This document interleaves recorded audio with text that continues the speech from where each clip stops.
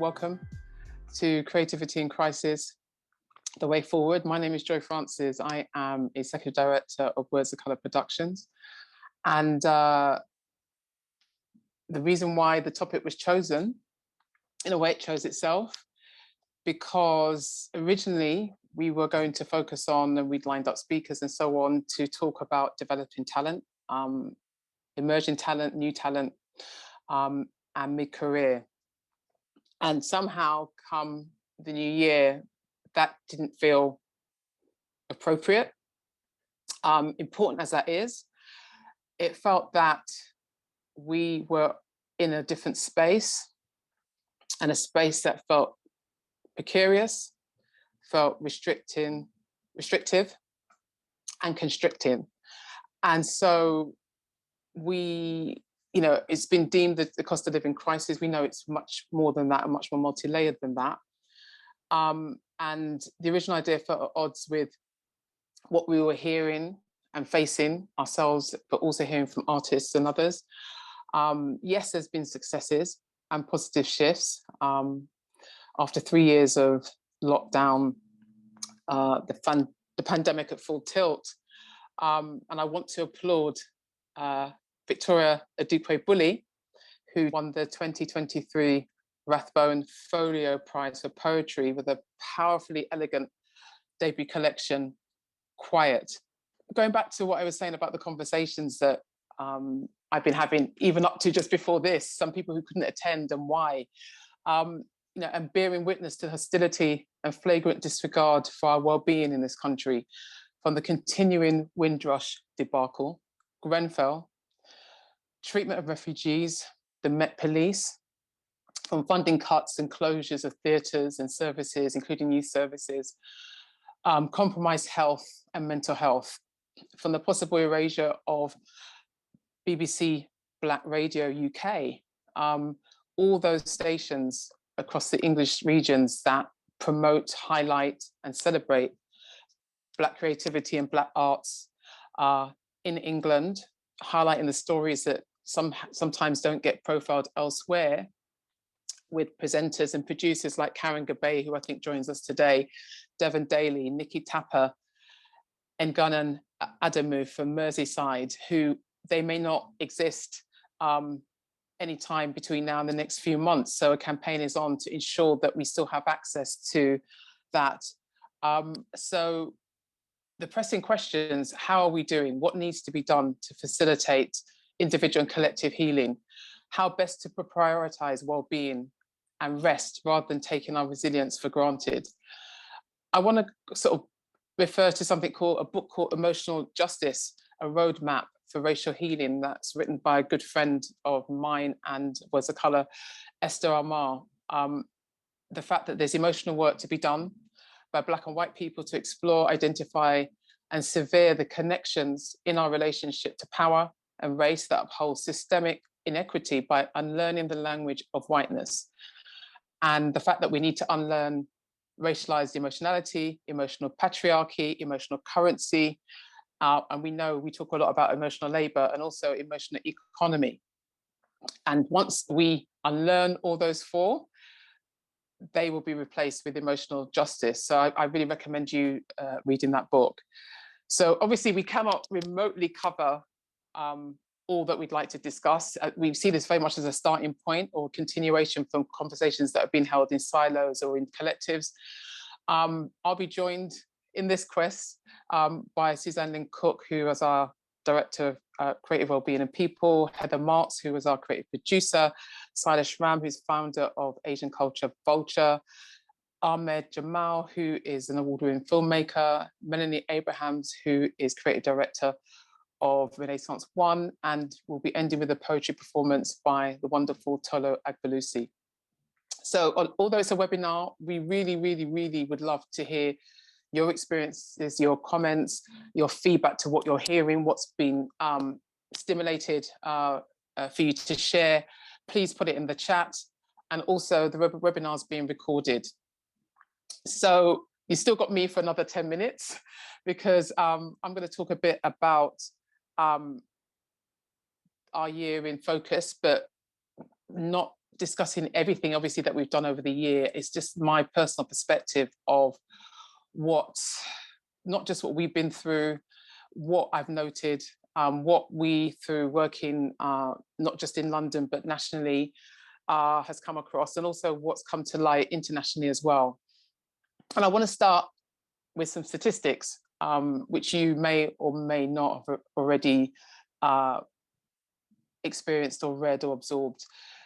The recent Industria survey of people in creative industries, from flagship galleries to smaller projects, shows that 76% reported fees below the minimum wage, an average median of £2.60 an hour. I mean, just let that sink in.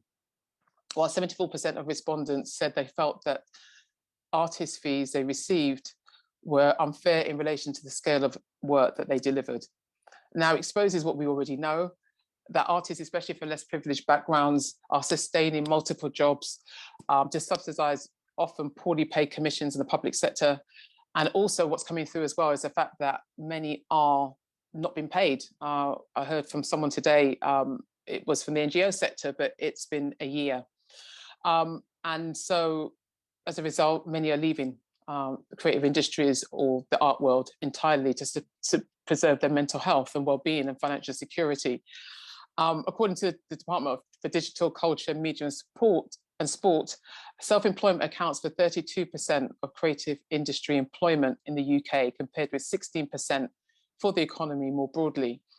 Now, the UK underinvests in R&D, research and development, in creative industries compared to its peers, which limits our ability to develop and improve our products and be competitive, and actually just operate in a way that widens our consumer base, our target audiences, and so on. And the fact that a lot of the time R&D is essential for some of the very successful art and creative projects that we have been exposed to over the years.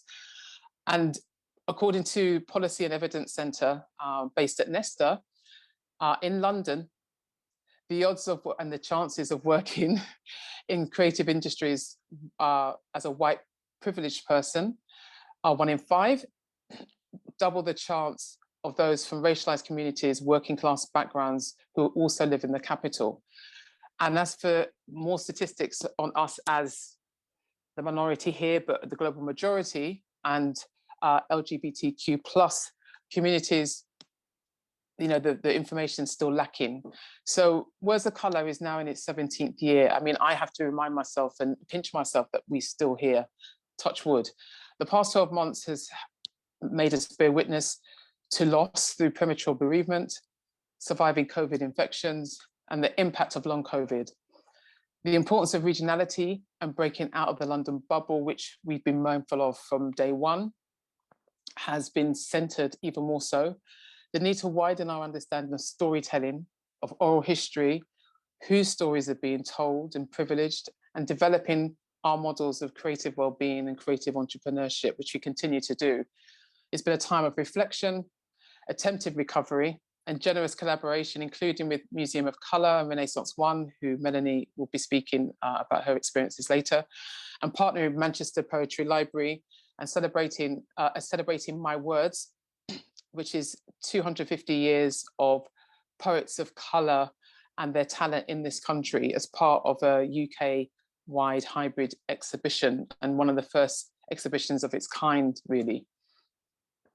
So combining creativity with poetry and artists such as Khadija Ibrahim, Saju Iqbal Ahmed, and Black Ops poetry to amplify mental health and ethnic inequalities. We've done that with Synergy Leads, including a recent screening of a documentary looking at racial equality and mental health in the city.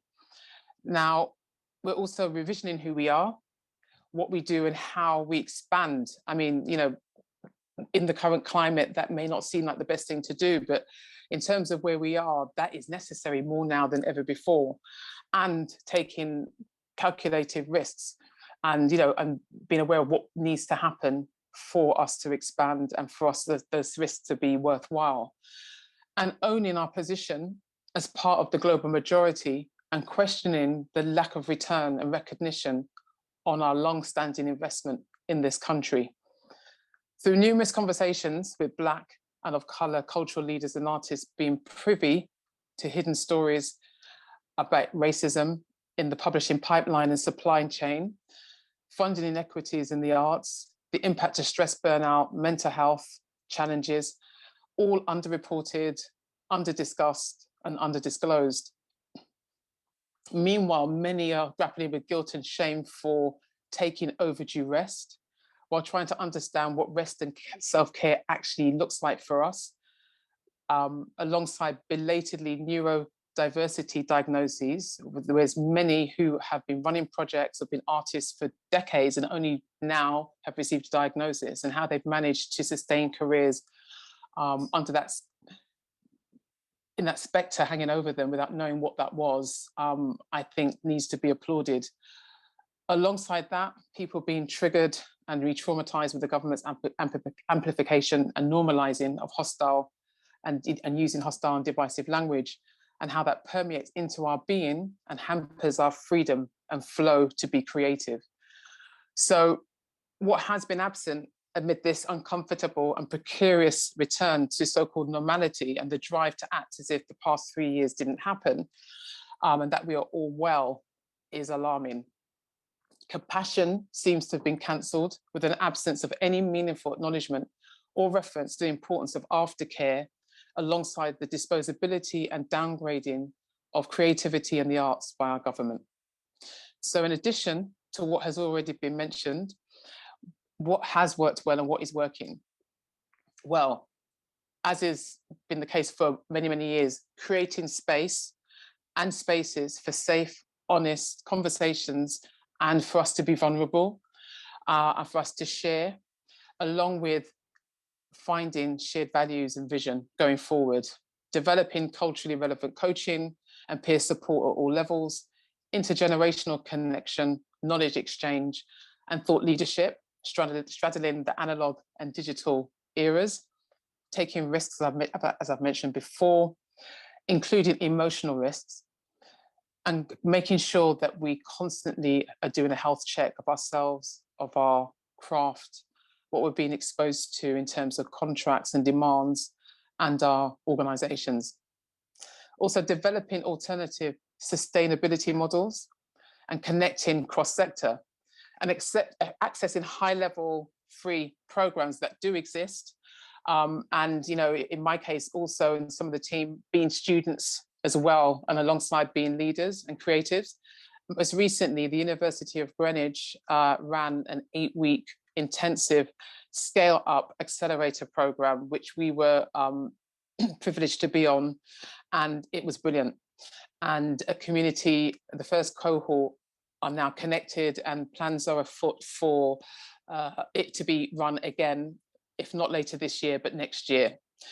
And understanding what pivoting means, a lot of the time that's a term that's bandied about, but we all have our own definitions of what that feels like and looks like, and how it will materialize in reality. And also about giving ourselves permission to think again, because rather than sticking to the same path because we're not in the same environment. We're seeing a new language and a surfacing of hidden issues. For example, the bookseller has literally recently launched a survey that is looking at author care and well-being, and how, particularly for debut authors, to see how the publication process impacts on their mental health and well-being. We're working more with international producers and curators, and collaborating with cultural leaders overseas, and looking at ways to access money in Europe, in America, and also on the African continent, and finding alternatives to what we once thought was home and saw as home. To paraphrase academic and cultural critic Roxane Gay from her recent talk, headline talk at the WOW Festival at the South Bank, the role of writer and creative is to document, imagine a new world, and break out of these cycles of failing one another. I said yes to everything for fear of scarcity, common to creatives, especially from immigrant backgrounds, but will start saying no and focus on my own work. That resonates for me, and words of colour. That is a primary driver going forward. And also Natalie Liu, who is also someone we've had the joy of collaborating with and working with over the years. Her latest book is called The Joy of Saying No, which will allow us to say yes to our true dreams and aspirations. We'll have some announcements to make in the coming months that show our commitment to developing Black writers and writers of colour and artists nationally, as well as creating pipelines, alternative pipelines, I should say, for artists with lived experience to curate and exhibit untold stories. So we'll finally, before I hand over to Suzanne Lynn Cook, our Director of Creative Wellbeing and People, we'll also be completing phase 2 of our relaunch, which has been taking place since last May, to centre our work and our collaborations more directly, because I can't and we can't afford to waste any more time, because a lot of our energy and time hasn't been valued for centuries. So I know that was quite a lot to compress into 10 minutes, but I'd like to hand over to Suzanne Lynn Cook, who is our Director of Creative Wellbeing and People. Suzanne, hi, good to see you. And the title of her presentation will be Finding Our Way Back. Good evening, everyone. Welcome to our event. I'm gonna just speak a little bit about myself, just to give you a background, and then my reflections, really, following on from the context Joy was talking about. So I've worked in the field of developing people and organizations for nearly 40 years, as a coach, a mentor, a teacher, a psychotherapeutic counselor, and a change agent. So in what I've been thinking about, and due to being in Words of Colour, but listening more broadly to the news, particularly I listen a lot to radio, and just hearing about what's happening to, and the voices from the creative sectors who are in distress. So in reflecting on this, I was thinking about, we're living as people of colour, creators of colour. We find ourselves being buffeted by concerns and anxieties about our future. We have to manage the call within us to express who we are through our creative inspirations and aspirations in a sector that's being pushed to the edge, and which has often not been a place where we can thrive. We find ourselves in facing survival practically and psychologically. This brings the feelings of uncertainty, powerlessness, being lost, being gripped by fear. And fear is a very powerful thing. It can be a driver for really shrinking ourselves, or not facing or facing forward. It's pushed, and our lived experience can often be self-doubt. Am I really going to be able to live my creative life? And then leading us to maybe believe we have to make choices that impact on our creative time and space, which can leave us feeling overwhelmed, depressed, and our vision narrowing. In thinking about finding our way back, is about taking care of our well-being, rebalancing and reconnecting to ourselves. We need to take time out to externally and internally quieten the inner conflict and dialogues that go on. We need to listen to our bodies, connect to our bodies, connect to our breath.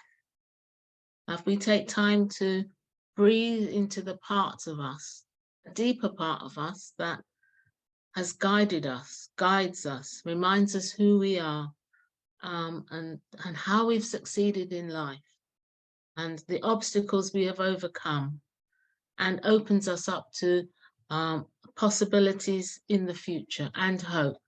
And I think we all need time to, in this busy world, to connect to ourselves, because there is a part of us that guides us and knows what we want to express and how we want to express it.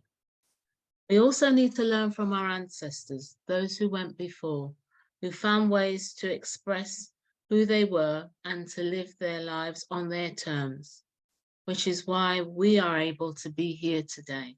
So I think that's another part of the context, to maybe connect to our ancestors and remember their stories and how they survived and thrived. In these times, we need to acknowledge our vulnerability and ask for support, maintain our equilibrium. And that can be from family, friends, peers, allies, who can encourage us to stay with our dreams and our hopes. In Words of Colour, we have well-being at the heart of how we engage in our organisation, but also how we engage with individuals and organisations that we work with and collaborate with. In the last year, in my work for Words of Colour, I've been mentoring creatives, providing space for them to reflect, acknowledge their successes. I think it's so important in life for us to acknowledge our successes. We often don't remember them, or we, put them to one side, and to look for ways to move forward in their practice. So working with creatives in this way, on a personal one-to-one level, giving people time and support, and also a sounding board, a space for sounding out. I've also been working with individuals and cultures in organisations to strengthen their commitment and actions in relation to well-being, with a particular regard to people of colour in these organisations. The approach has been to create space for reflection and dialogue, which has enabled new ideas and collaboration to emerge. Creating space for reflection, dialogue and action planning is key to individuals and organisations being able to step away from negative thinking. Time out helps us recalibrate and to let in new perspectives and open up our visions and our ideas. In these times of rapid change and uncertainty, we all need to have care and compassion for ourselves and for others. So those are my thoughts, really, to encourage us all to take care of ourselves and also each other, and find ways to do that keep us well and keep us going forward. Thank you. Thanks so much, Suzanne. For those who are with us, how are you looking after yourselves? Have you made any quite significant radical decisions about your creative practice, your direction? You may be someone who may not see yourself as a creative and made a decision to become one at a time that on paper looks like this is not the best time. Wherever you are, you may be running an organization, like some of us who are taking part in our AGM, virtual AGM. So just let us know, we'd love to hear from you. And so I'd like to introduce Heather Marks, our creative producer, who has been working the last couple of years on international projects. And so she will look at, as part of the collaboration across geographical boundaries, look at the value of collaboration in a time of crisis. So Heather, over to you. Hi, hope you're all well. Apologies for the huge sound of rain. Maybe if you can hear that, it's bucketing it down where I am. So what I would love to talk about first really is just to, I guess, sort of set the context really for this international work that we've been doing and that Joy mentioned. We've started working in collaboration with organisations who we met at, a pretty important event that's really opened the door for us, which was the International Literature Symposium that was put on by the National Centre for Writing and the British Council back in late summer of 2020. And it was a really inspiring couple of days of just sort of meeting different organisations and creatives from around the world and being united by our work within literature. And a lot of what we came to at the end was this map for what we wanted to do as a collective of global literature change agents. But one of the key things that was in that was about seeking well-being, about forging connections that helped uplift the global majority and those voices. But one of the things that was at the core of that was about financial precarity, and how do you support artists? How do you support yourselves as professionals within that, and continually seek your well-being? And I think it's, you know, really appropriate that what we're talking about is how do you continue to find your well-being. You know, it might be 3 years on from 2020, but it's got even harder. It's got even harder. And so that's the context we're in when we're trying to make work internationally. And so from that summer, I've had the pleasure of working with the Irish Writers Centre on a virtual professional development programme for 18 to 30 year olds based in the island of Ireland and in the UK, professionals of colour. And that was wonderful in that, seeing the impact of, you know, when you commit to an ambition of developing talented people of colour within the arts, within the creative sector, you know, the impact that putting the right people in the room together can have, even if it is virtual. So, you know, that is one of the things that Zoom and going digital, having hybrid environments, has helped facilitate, despite there being a mounting cost of living crisis and a narrowing of funding for the arts. We've had some of our mentees from that programme go on to senior editorial positions within publishing. They've been able to publish their own poetry collections and have their work successfully published in long-standing poetry journals, big, you know, things that they worked on during the programme. And so that already shows that, you know, even if what we do on a pilot level, on a micro level, it might be small in that it's a small cohort. It was only a group of 12 in a short period of time in a virtual space like this. But because we're having the right conversations and asking pertinent questions about people's entrepreneurship and well-being and their craft, that this is the outcome that we can have.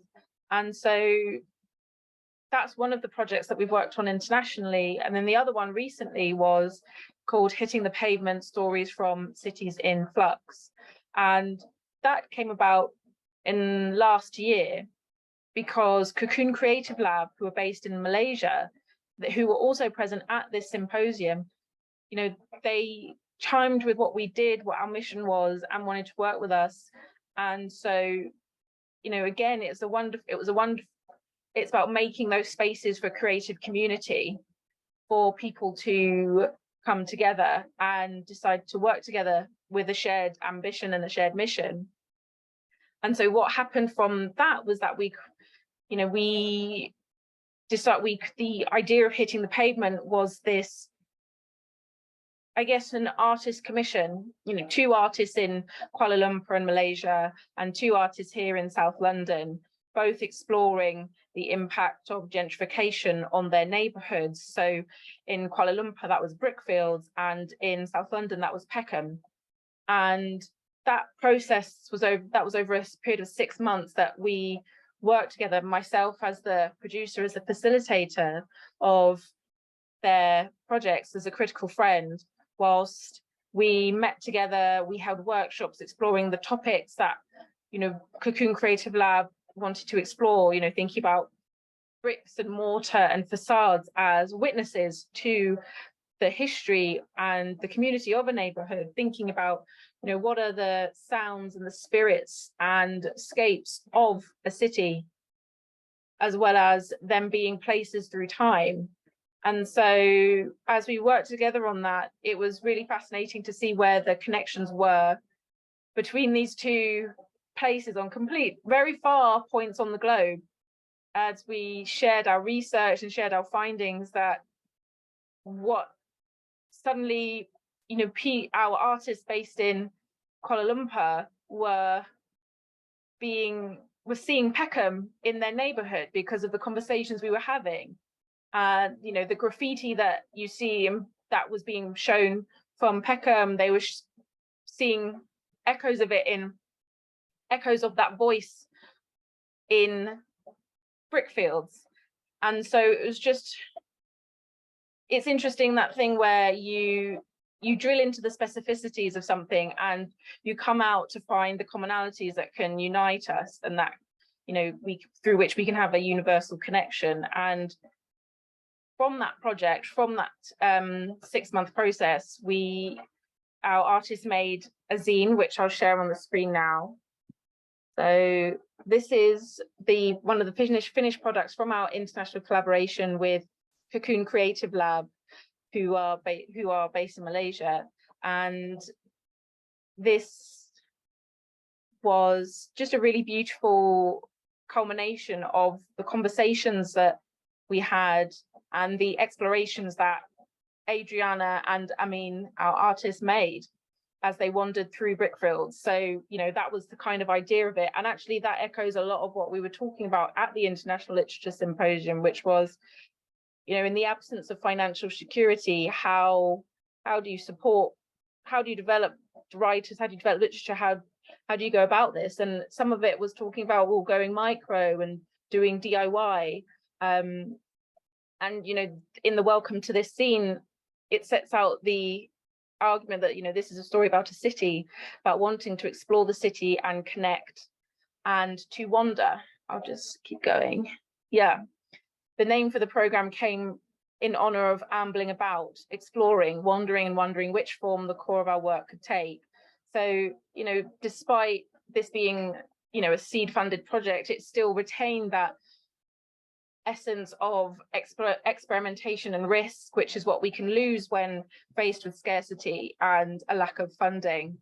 And what I really appreciated from this collaboration was that Adriana and Amin approached this with a sense of abundance, a sense of openness. You know, we'll just walk the neighborhood and we'll just see what happens. We'll record what we're doing and trust ourselves as artists to create something. And I think here we are just continually bombarded with the news that funding has been restricted here, funding's been cut here, they've lost their, you know, an NPO organization is no longer an NPO. And so I think it can restrict us in terms of our imagination in how we create things, how we go about making these really important community spaces. And so that was, I really valued learning that from this collaboration with Adriana and Amin. Here they are, Adriana Nordin Manon and Amin Kamrani, filmmakers and dramaturgs straddling multiple roles, which is typical of all of us self-employed freelance artists. And I'll just share as well one of the other creations that one of the other artists made. So the other two artists were called Mohammed Rowe and Jamel Alatiz, and they were our South London respondents to the program. And so Adriana and Amin made that zine. Jamel created a poetry soundscape, interviewing people from Peckham and turning that into poetry. And then Mohammed made a soundscape, which you can go on and you can use. And the beautiful thing about it is that, you know, he's now made an archive of Peckham at this moment in time, which will exist forever and which future artists and practitioners can respond to. So here we have just an example of what the soundwalk the process is for it. It's, you do it on WhatsApp, you send a message, and then you get sent the journey. So you can either listen to it at home at your leisure, or you can actually go to Peckham and do it. And, you know, because, you know, there were so many wonderful ideas that came about through our workshops and our conversations together. You know, why don't we go to Kuala Lumpur and record sounds there? Why don't you send us field recordings and we can respond to it here? But because you know, that's the limitations of seed projects, is that you can, at some point you have to narrow down to what is achievable with the budgets that you have. And, you know, thinking about the report that Joy cited at the beginning of this webinar, that in that report, artists are just critically underpaid. You know, often the majority of the budget will go towards production as opposed to covering people's time. And we do it because we want to make the work. We believe in the work, but that's not fair, and it shouldn't continue. So how do we go about, you know, fairly remunerating people while still having that essence of openness to experimentation and risk and creative community? Because that was also what's really enjoyable, was that we had fun. You know, it was a group of us meeting on Zoom, talking about the work, and oh, here we go. Yeah, I just thought, you know, just something to capture the joy of the project. I thought that would be really nice. This would be really nice to share. So this was Mo, this is Jamel, this is Adriana in her kitchen in Kuala Lumpur, and myself here in Bristol. And, you know, just showing the possibilities that, you know, how we can have connection across geographical boundaries. We can collaborate in these virtual spaces and kind of take that into our on the ground worlds. And so, you know, the ambitions for this, once we closed on the project, it was like, well, how we would love to be able to see each other in real life, to go over there. And so, you know, those are the next steps of like, how do we continue the next phase of these creative communities that we've built? And so that's sort of the narrative of the 2 international collaborations we've had. And I think what it leaves me wondering is, yeah, how do we take our well-being and what Joy was saying about how do we not take our well-being and resilience for granted as we go forward in this cost of living crisis, as we try to connect to our comrades across the world who are also committed to this work, to developing artists, to making sure that unheard stories are told, to developing talent in underrepresented places. You know, how do we do that going forward? So I'll stop talking now, but thank you very much, and I'll pass over to Joy. That was so engaging. And like you say again, what could be translated through the screens when you have a shared vision and energy, because it's also about us being energetic beings that can just lead to so much joy and creativity. I'd like to now invite Asian Culture Vultures founder Sailesh Ram on screen with Ahmed Jamal, award-winning filmmaker, to start their conversation with the heading of The Lost Generation, which they will explain why that title has been chosen. All right, over to you, Sailesh. Thank you, Joy. This is Sailesh Ram from AsianCultureVulture.com. I'm with the filmmaker Ahmed Jamal, an Emmy-nominated filmmaker, a veteran of the industry. Ahmed, tell us how you began, and you know, what was it like in the early days of the industry? Going back to the early 80s, when I finished film school, and at that time, there was 2 or 3 very important things. One was the GLC.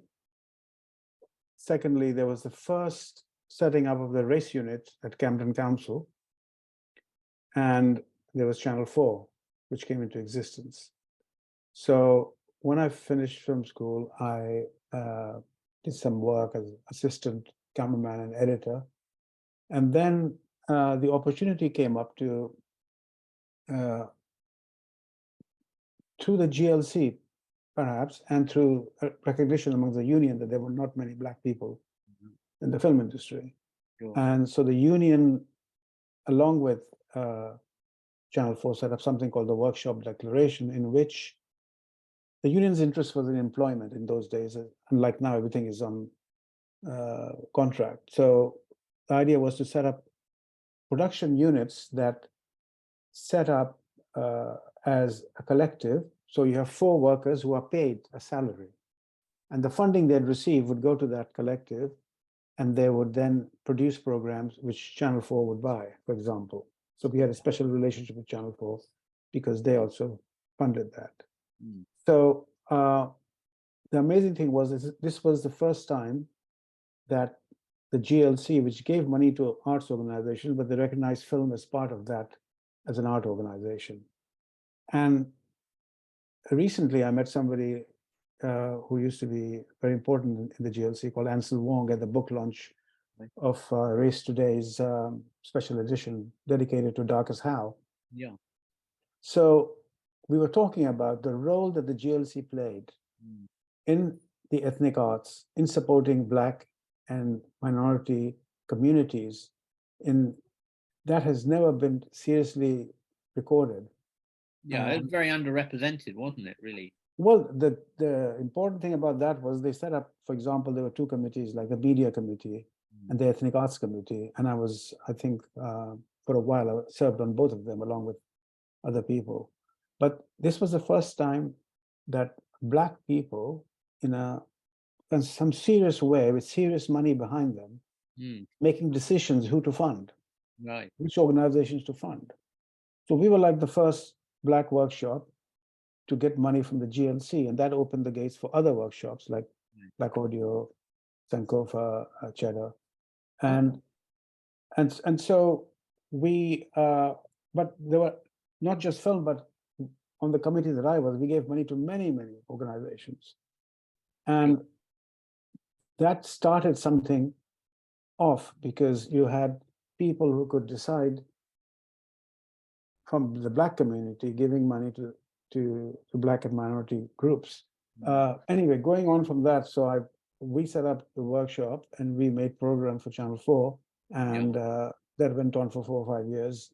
And then they felt, they decided to stop our funding and said, you should become a commercial company. Right. And what happened then? I mean, obviously, you've been kind of nurtured or brought into the industry and able to train other people, mentor them, and then suddenly That's what. So what happened is we had ran courses for entry level people, like cameramen, assistant cameramen, editors, production managers, production assistants. So we ran all that, which we could as a workshop. Because the thing was, we had a salary and we could work, and any money that came in, we put it in. It was like a pipeline, really.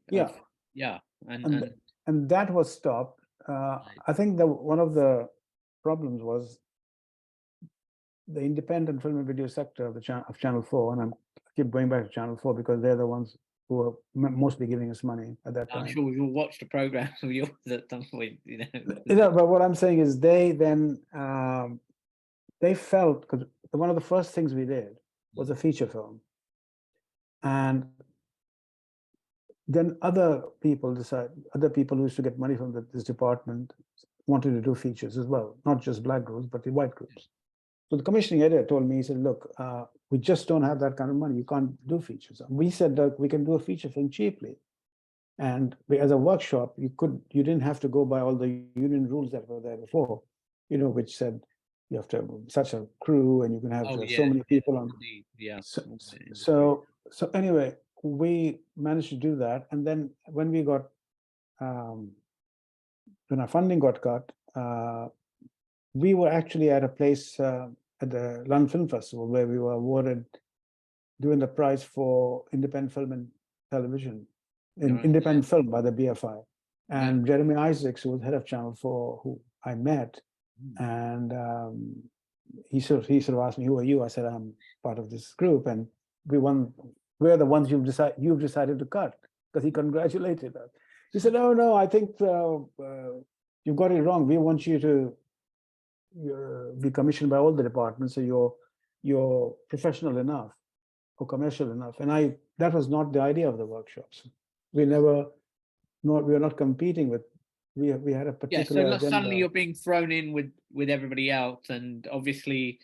Not thrown in. He meant it as a compliment. I mean, but they don't view of what the workshops were Mm, was, I was very disappointed. I thought yeah. that fit, or that sort of sold the remit of the channel, community access programming, different interest groups, lots of programs made and for the diverse community, gay and lesbian communities made programs, other minority, what we call minorities in those days, were able to engage and make programs which people could see.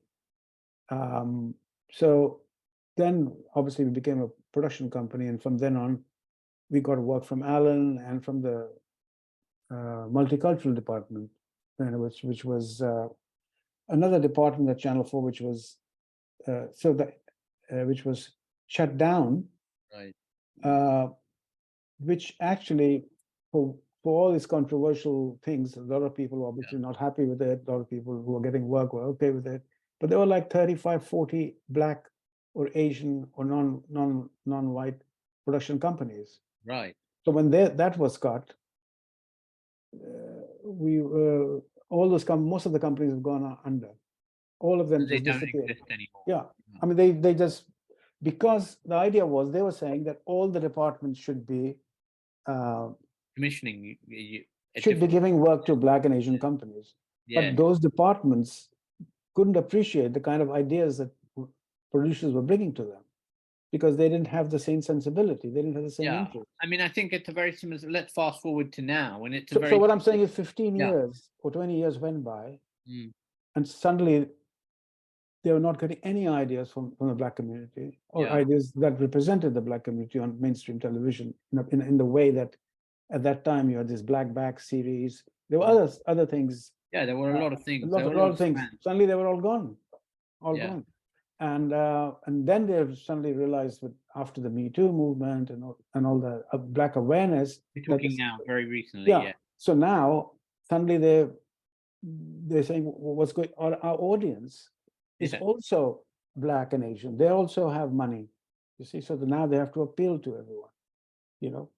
So how do you view the landscape now, and what are the challenges for somebody like yourself as a filmmaker and somebody who wants to do, work, make new work? Well, I hope it gets better, but I recently, I think you and I were there, the screening of Little English. Yes, correct. Where the director was saying it's been very difficult. He can't get the money. He had to make it on his own, and he got some money from the local authority and things like that. Yes. So while there's a lot of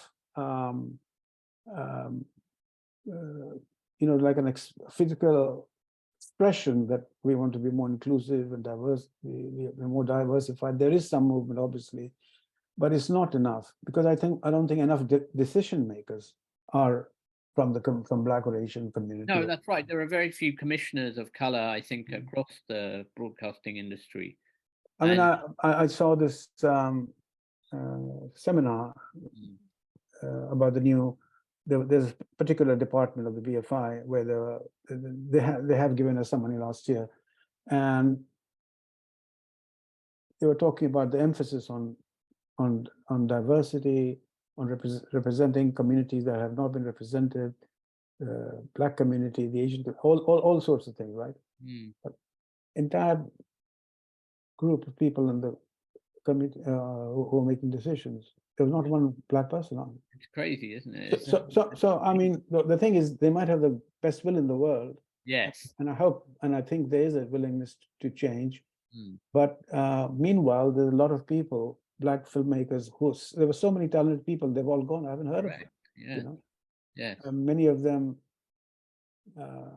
So do you think the key is to have more like Black commission, more people in position of authority and power where they can commission programs, fund new work? Is that central to where we are now in kind of regrouping and beginning to thrive and prosper, and maybe have the same kind of landscape that we had in the early days when it wasn't an ideal landscape even in those days. No, very few. It was much tougher in many ways. Yeah, that's what I think. But it's not just having a Black or Asian person. Yeah. You can see through what we've had, the two home secretaries, that we've had. Yeah, For it's not just example, a question of that. it doesn't matter. It's also the type of person, Mm. people who come from different backgrounds. If you get a Black or Asian person from a very posh background who Yes. has no awareness of working class culture, of Yes. other communities, Yes. they do the same thing. That's So, right. but there is an awareness and there is pressure on them to do something and to be more inclusive. I mean, they have to be more inclusive, otherwise the society itself is fragmented. Absolutely. Then how do you think we can, as a group, as people of color, get the broadcasting industry to change, or the broadcasters, or people in those positions to understand what is the situation out here and amongst people who want to make creative work? Well, see, the thing is, they have to be prepared that there'll be some mistakes. They have to take risks, and they have to have the willingness, and they may have the willingness, but they have to have the money to take chances with people. Right. And commission and again, it goes back, would they commission an idea that you send, because it won't appeal to them, Yeah. unless there's somebody who has some sympathy with a Black subject, or something that he has experience of, or he feels it can be a good story. It won't be attractive to them.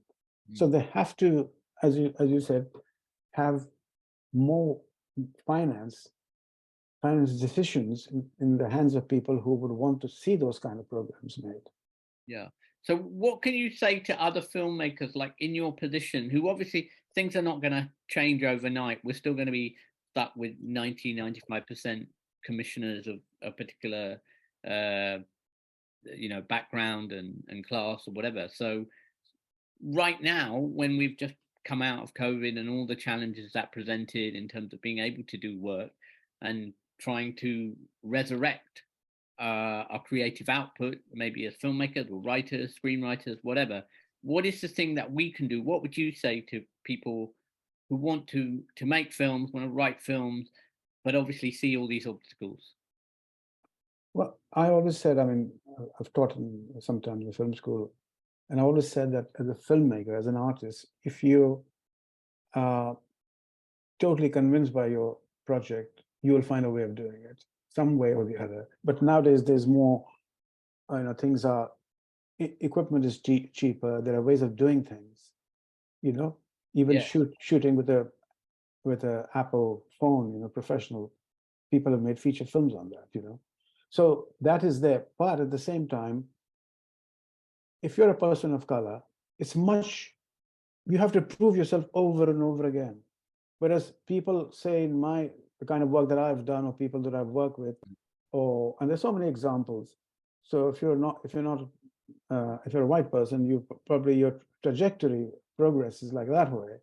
And ours is like, well, that didn't work, so sorry, move on. And there was always this thing about, you need more training. So it's a continuous thing that you need training. You don't get employment because you don't know multi-camera shoots.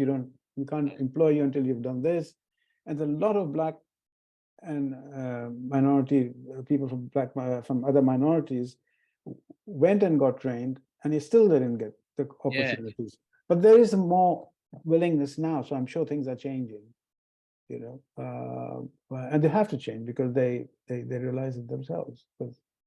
Yes, and do you feel hopeful then that in the next 3, 4, 5 years that we will see a much greater representation of people of color from Britain making films? And I think so. I think it's got to change, and they're making the right noises now. Let's see if they deliver, and that's what we've got to watch and see. I mean, I think a lot of people are walking the walk, but I mean talking the talk, but they're not. It's still to be seen whether they will walk the walk, as it were, as you say. And I'm not just talking about this feature film. In other things, other things as well. They've got to be more open and give chances to more people who come up with new ideas. My own thing is, as you know, I've been involved with this festival. Yes. It's about cinema from Muslim countries, because we want to increase cinema going in the kind of Muslim community, which has been traditionally, they think Underrepresented, misrepresented. or they don't go out, they don't go out to cinemas, which sometimes there's one particular cinema which is which somebody told me we don't go there because we only see white people going there, because there's Right. nothing been there to invite them in. Yes. Nothing for them to go to it, because they can just go to I'm talking about independent cinema, they might as well go to Odeon. But the other thing that I've been involved with is trying to archive some of the work Oh yeah. that was done at that time. Like and again, there's a whole series of films made on the Indian cinema, which we're trying to get the archive for. But there was some interest, but it hasn't.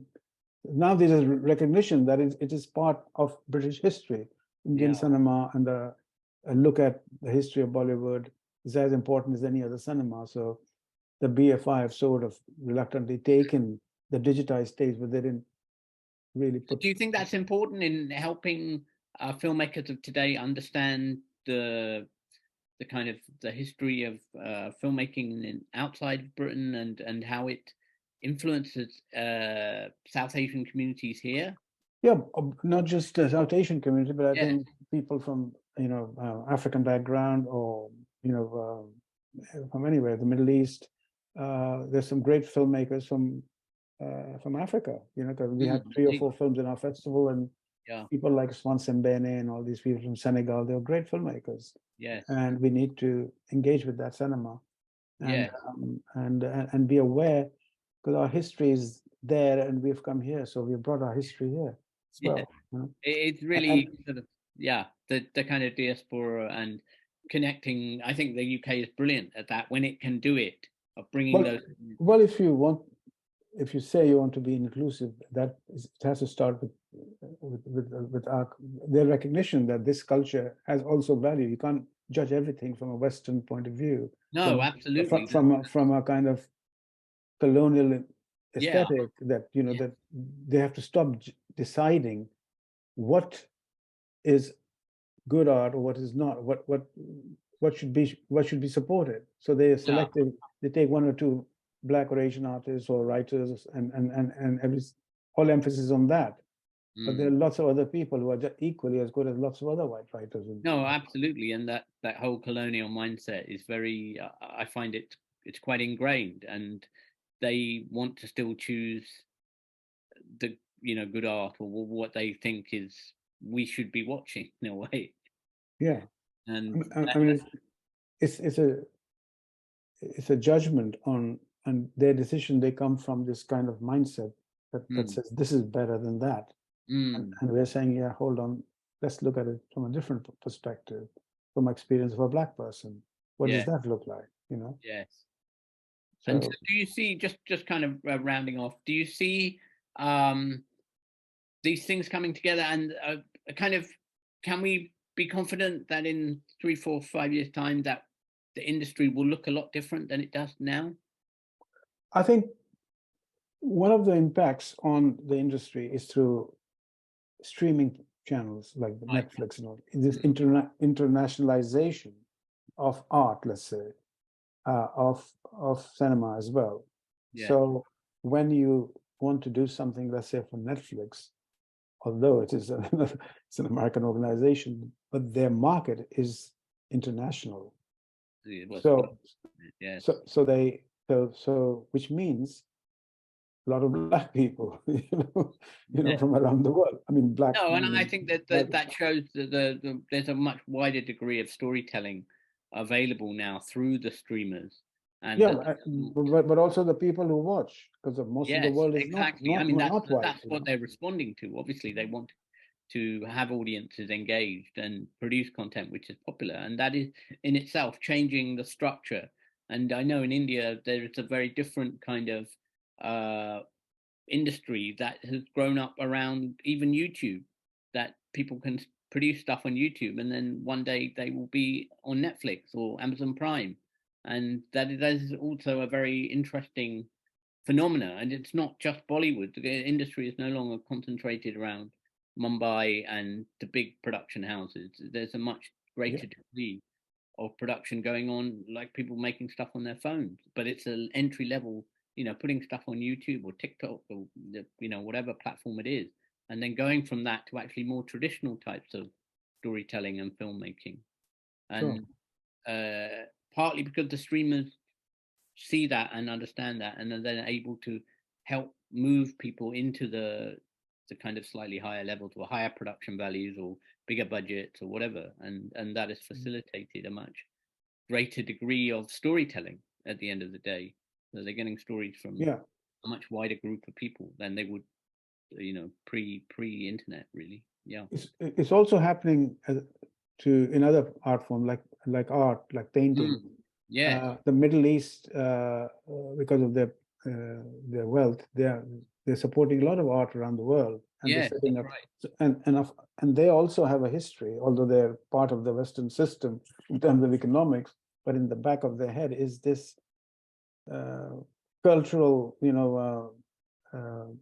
freedom that they feel and they support a lot of Black and Asian artists around the world. I mean, I know that one of the places in Sharjah supported lots of work from Asian artists. I think that's an exciting development, and the world is kind of shifting, and Britain has to move with that rather than be stuck in its kind of its very parochial attitude in some places, I think, and to get out and see that there's a world beyond these shores, far beyond these shores, and to be receptive to that. I mean, not just Britain, the whole white world, which is, Europe and America. Indeed, yeah. They all, and Russia, they all have to this whole, this colonial view of the world that they've had for the last 300-400 years. That's going to change slowly, but they still have the power and still dominate most of the world. Just rounding off our discussion, which is really fascinating, getting your experience and seeing the way the industry has kind of changed and gone back, and then now things are looking a little bit better than they were. Your final kind of comments closing off this session? Very quickly, I mean, I think listening to the other speakers and this whole idea of well-being and our own mental state of mind, because we're in the creative industries, the attitude of the establishment really affects us a lot, and we do not have a way of expressing that to people or to ourselves, because we're artists and we're creators of things, and it's difficult so any kind of groups like this where you can talk to people who have similar experience, the whole issue of rejection is itself we could do a very demeaning thing, because somebody has decided that your work is not good enough, or you won't get the funding now, somebody else will get it. That rejection is itself a blow to your being in many ways. Thank you all for listening, and I hope you got a lot from that. Thank you. Thanks, Alesh, for getting me involved. Take care. Goodbye. Bye. Thank you so much. That was great. And I just want to say, in addition to what was said, because if you notice that Ahmed was moving, when he was talking about in the past, talking Black politically, and then Black politically encompass South Asian, African, Caribbean, and even Irish and even Greek Cypriot. And then in the modern time, it's interesting that there is a divergence where there's much more specificity in terms of Asian and Black, but that's a whole another conversation for another time. And just a really quick one before I then bring Melanie Abrahams from Renaissance One, the creative director, on to be in conversation with me. That just pointing out to one of the alternatives that is happening is that, for example, with Idris Elba going to America when he'd rather be here, the fact that he's now going to be setting up, note plural, film studios in Ghana. and creating opportunities with the government for tax breaks and incentives, so more Black filmmakers and filmmakers of colour can shoot there. So that's just another example of what's happening, what needs to happen, because the pace of change is going too slowly. So I'd like to invite Melanie Abrahams to join me now. Melanie, fantastic to see you. Yeah.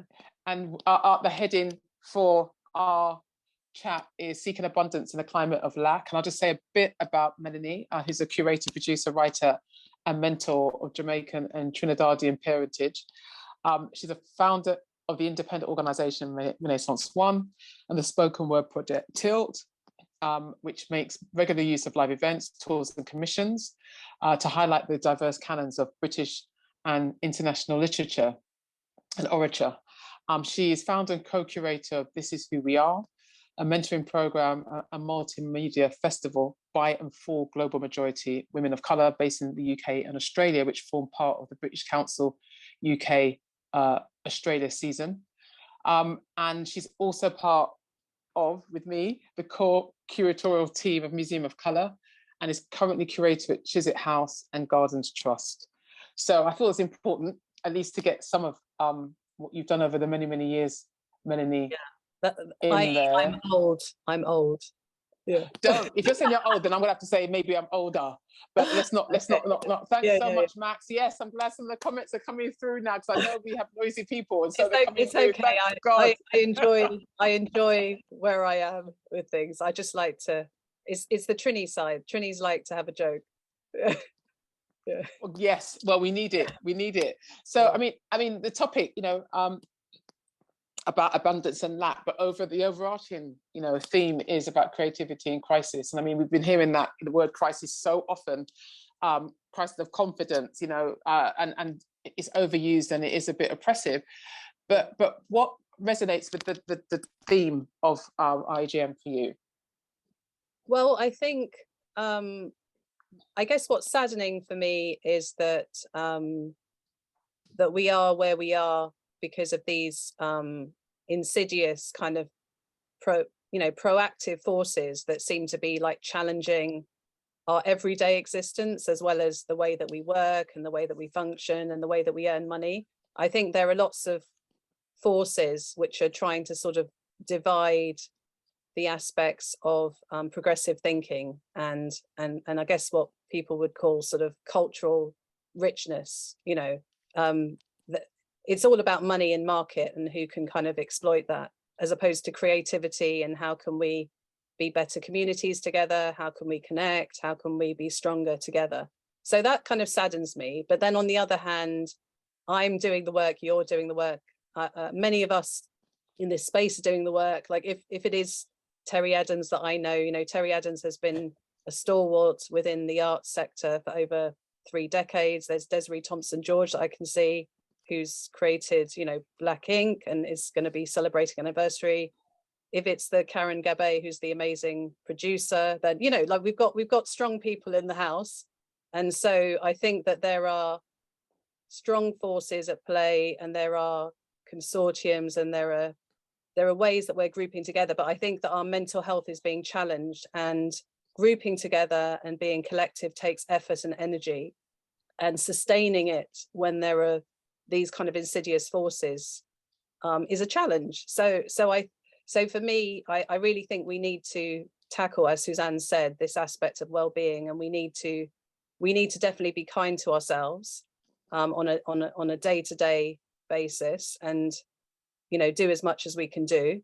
And I think we need to try and find ways in which we can pace, the way that we are stronger together as well, particularly during these times, because sometimes I just think you can't push against the relentlessness, So for me, even though I'm working across lots of projects, I'm trying to be mindful now of my health, and there are also aspects, I guess, of neurodiversity, which I've sort of discovered later in life. I was called hypersensitive as a child, and it was sort of seen as perhaps a negative thing, but I think actually aspects of what might be hypersensitivity would be called now neurodiversity. And actually it's about how do you play to these various intersectional strengths that we all have. Like all of us have various things that we possibly relied on when we were young, that we maybe took for granted, which later on in life, they can really be the things that maybe we need to nurture and hold on to a little bit more, and go back to explore and bring out again, you know, bring them out of the box if we've archived them, or find a way to kind of nourish them. Because I think, you know, it's really obvious to me that bringing out our lived experiences and being creative with our lived experiences is the way to go, and is the way forward, because that's something that people can't take away from you. You know, they can't really replicate the model of you in your lived experience. Totally agree with you. I mentioned Saju Iqbal Mohammed, who did an amazing poem for the documentary that was done by myself and Adrian McKenzie, as part of our team, that was screened in Leeds. And, you know, talking about what's been taken from us, but they can't take our thoughts and our tongue, you know, and what we inhabit, hence the importance, as I said earlier on, about oral history. And it's never gone, but I feel there's like a resurgence in a way of it, and its importance and its value. That's why poetry is having this renaissance, for want of a better word, at the moment. You know, but what have been the main points of tension and precarity alongside creative impactfulness for you in Renaissance 1? Because we consider, some people can argue this is cyclical. Do you know what I mean? Because, you know, 2007, 8, we always have these moments, but this feels very different in terms of my living memory. Yeah, well, I think some precarity is age, in that I've worked with certain artists. So within Renaissance 1, I started off as an agent, and a sort of bookings agent, because I was aware that there were certain writers that weren't being properly represented. So they'd have a book launch, and then they'd be sort of left to their own devices to get gigs and things. And it was very difficult in those days, because there wasn't really that aspect of diversity in the late 90s, you know. So I worked with Kwame Dawes, for example. He was the first artist, and I was introduced to him by Bernardine Evaristo, who also became a client as well.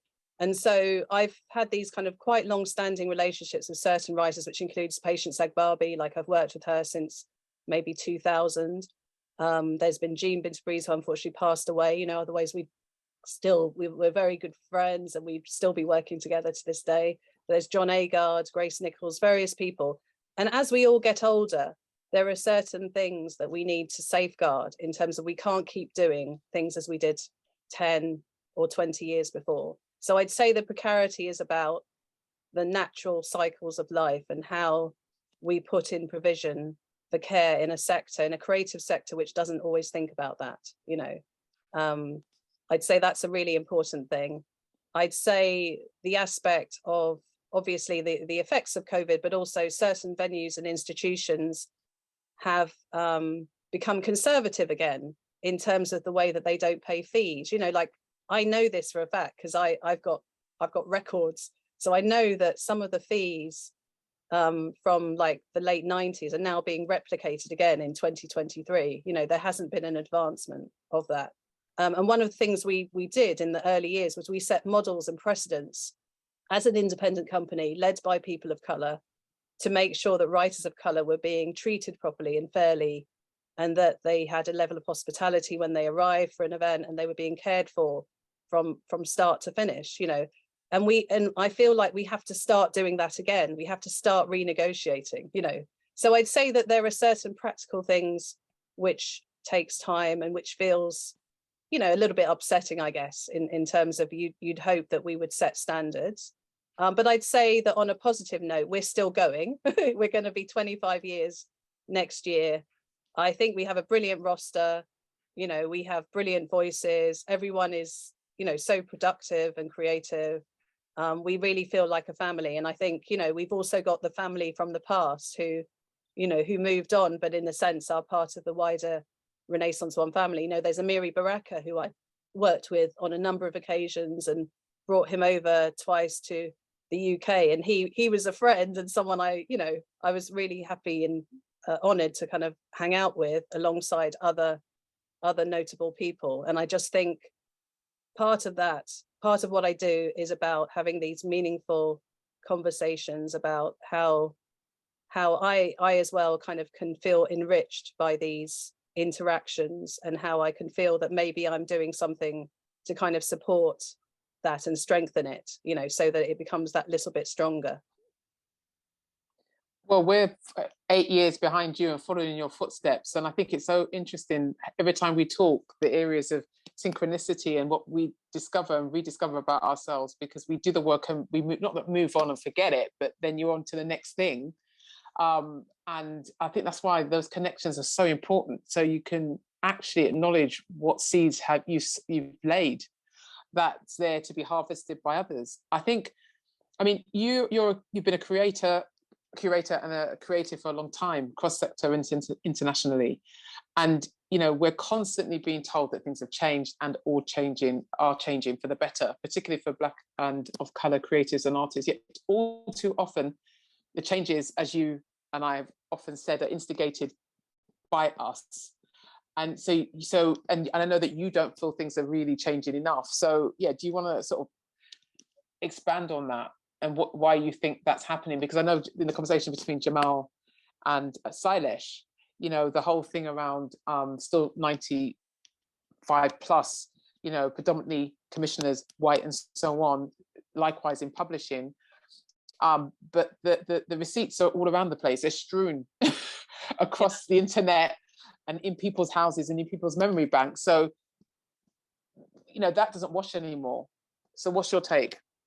Yeah, I mean, the way I like to see it is I don't like to sort of, I mean, my thing is always, and I think that's just because I grew up in a household where I sort of learned early on that I could change an atmosphere with my words. Like I could make things positive, not positive for the sake of them, but I could essentially use my words to create another possibility. So I think the things that I'm kind of keen to see changed is that we recognize we're in an ecosystem. We always have been, but it's not really more evident now, given cuts, that there are freelancers and small businesses that are really propping up the creative industries big time, alongside institutions that have lost incomes, lost staff, laid people off, and essentially some of whom are being very, deservedly challenged in terms of their kind of role.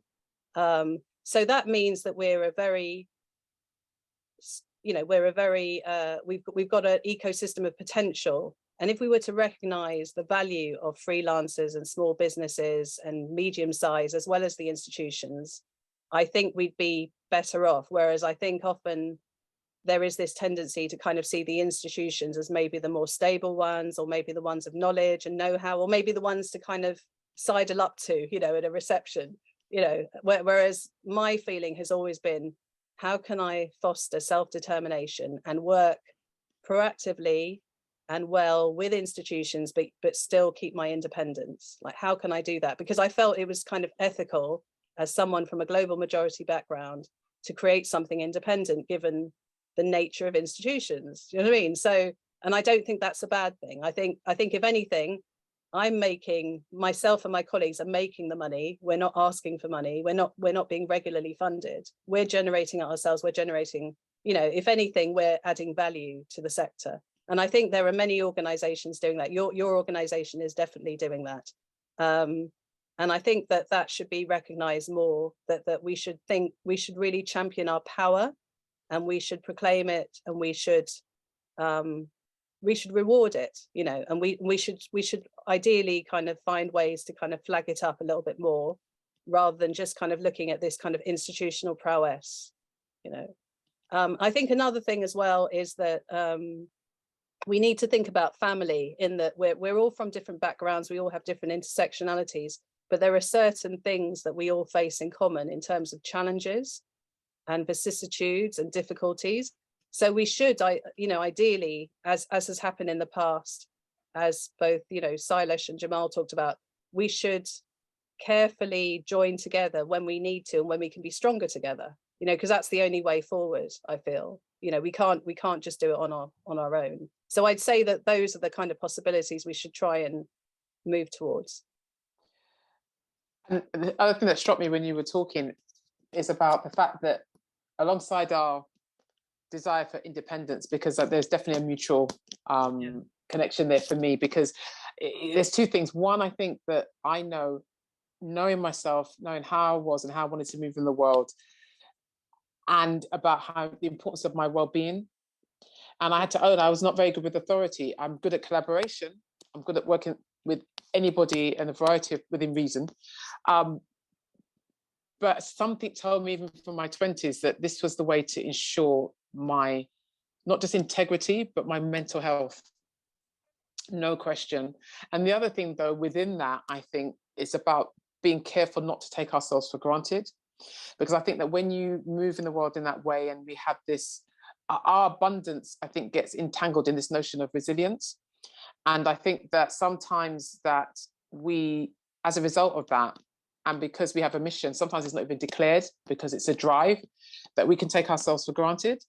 And I think maybe at this moment in time, I know for myself, I'm owning how I thought I had great boundaries, and I thought I wasn't doing that, and I thought I was great at receiving. I'm realizing not as good as, and as well as I thought. And so this whole process of self-reflection to shift, and not looking at shifting as a bad thing, because I think sometimes even culturally that could be terrifying because it's about the unknown. Yeah, that's what strikes me from what you said. But I want to come to the title. You know, the whole idea, notion of lack. And, you know, we know in the Caribbean vernacular, crabs in a barrel and all those sort of things, you know, so there is a connection to it in however way you express it. And I think that there is a tendency to be consumed by lack, which is reinforced by the sector and, you know, the stats that I mentioned at the top of the AGM, which is a reality, but which is a heightened experience for us, as shown over the past 3 years, with exacerbated inequalities and disproportionate mental health rates. So, you know, and alongside what is being internalized by us, you know, and then gets triggered. So I'm mindful that we are always unearthing our true history and contribution as part of British history. I mean, that's a lot. So, I mean, how do you navigate that and this whole notion of lack, even if you're not carrying it, but going into spaces where it's like, you know, neon lights, let's talk lack rather than let's talk abundance. Yeah, well, what I used to do was in the early days, and this was just through maybe not kind of navigating aspects of the neurodiversity and also just innocence, I guess, because I think I was very much like a late starter with everything, which then meant that when I was kind of developing my own business, I was like looking around for models, but I was definitely kind of iterating, you know, which is what I'm still doing. So I think early on, I was like this powerhouse kind of producer, curator, looking after all these artists. I had like a huge number of, you know, a huge roster. I think I burned myself out. And I always had this veneer of like being the invincible kind of terminator. Whereas now I will tell people if I can't do something, or if I'm not well, or if I feel that I need to, you know, take a bit of time out. And I think also myself and other people, I think we've helped shape that and make it, and I know you have as well, because you encourage well-being. I think we've made that more acceptable within our sector, you know, as well. So I think, you know, as have other people. So nowadays we can be more of ourselves. We can bring out aspects of our lived experience. I'm still not someone where I'm not going to like show all my dirty laundry, because, you know, it's that kind of Caribbean thing. But at the same time, I think I'm being more authentic and true to myself rather than having the kind of veneer. I think that's really important. And then I think the other thing as well is I'm someone where I was always kind of looking for a family, because I wasn't really around my father, who's Jamaican. So in a way I was kind of looking for that Jamaican connection. And interestingly, I ended up, you know, working with Jean Breeze and Kwame Dawes, and I worked with Muta Baruka and various other artists. So maybe there was that kind of unmet needs, kind of looking, you know, for different things, but doing it creatively. Whereas now I kind of think I've come to terms of those various things as much as one comes to terms of anything in any lifetime. And I'm now really interested in that aspect. Liming, like, you know, for a number of years, I've been kind of fostering this aspect of liming, and I do these liming events because I think liming is a way in which we can show the Caribbeanness, the mixedness, you know, the intersectionality, and the true gloriousness of the difficulty and the trauma we've experienced, the aspects of mixing over centuries, but also the aspects of different cultures and different cultural influences that have made us who we are. But also I think liming is a great space in which we can, you know, infuse art. So I like to kind of create these liming events, whether it's like socials, conversations, just hanging out with people, gatherings, or specific events. And that's my kind of propensity, you know. And I know you like a good lime. I know you like a good lime. I think we were separated at birth, Melanie. I'm conscious of time, and because of all the great conversations and presentations, I'm going to ask if you don't mind hanging around for another 10-15 minutes, because I'm going to wind up with Melanie here and then bring on Tolu to end this wide-ranging discussion. But I just want to end on with you, Melanie. What then? Because you know we're students, like I was saying before. You know, what for you has been you know, the main learning points over the last year, and what would you say are the ways forward out of this, you know, creativity in crisis provocation? Yeah. I think the thing I'd like to leave people with is have care for yourself in the way that you interact and like give of your time and yourself with others. You know, there's that famous Alice Walker quote, "Don't give your heart to someone who eats hearts."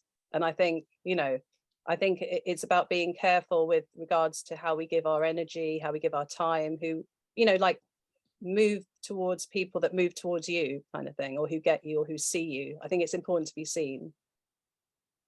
Thanks so much, Melanie. Again, I think we just need to do something in person, bigger, addressing all these things with some performances. So look, thank you so much, Melanie. Thank you, Joy. And on that note, I want to invite Tolu Agbalusi onto the screen, who is a poet, playwright, and artist whose work is interested in deconstructing received narratives, particularly on womanhood, race, and social justice, and shining a light on the unperformed life in both public and private spheres. She's the author of Locating Strong Woman, published by Jacaranda Books. It's a fantastic debut poetry collection. She's a podcaster on Unlearning Strong Woman and a lecturer in the School of Arts and Creative Industries at London South Bank University. So I'm going to hand over the closing of this event in the capable hands of Tolu. Thank you. When I was discussing with Joy earlier about this event, and she was talking about producing or being a freelance artist in a time of precarity, I was thinking, what am I going to do? And listening to everyone tonight and the discussion in the chat about rejection and what we do with that and how we take care of ourselves, I thought, okay, I'm going to do two things about value, because as an artist, one thing that I'm learning to embrace, particularly now in the precarity of everything, is the fact that I have to accept my own value. In the same way as when somebody tells you you're beautiful, what you're grateful for should be the acknowledgement as opposed to the endowment, because you were beautiful before they told you that, right? So reminding myself of my own value and making time to grieve the things that I have lost, whether it's opportunities because of who I am or what I didn't do, which didn't fit into my own practice. But I always think that that's important in terms of chasing stillness, teaching myself to chase stillness instead of just running all the time. And instead of giving too much for giving too much for the little amount of money that is coming my way, sometimes to just say, this is the money, this is what I'm going to do. And you're either going to take it or leave it, as a way to starting to establish, even in my own head, that I have value and that the work that belongs to me will come to me. With that said, my first poem, I'm going to do two poems. The first one is called Ezekiel 37. And it's that whole thing about the community that catches you when things aren't going well. Bones convalescing in a shallow grave, rattle alive when the alarm bell sings. I am not forgotten. I am not forgotten. I am not forgotten. God knows my name.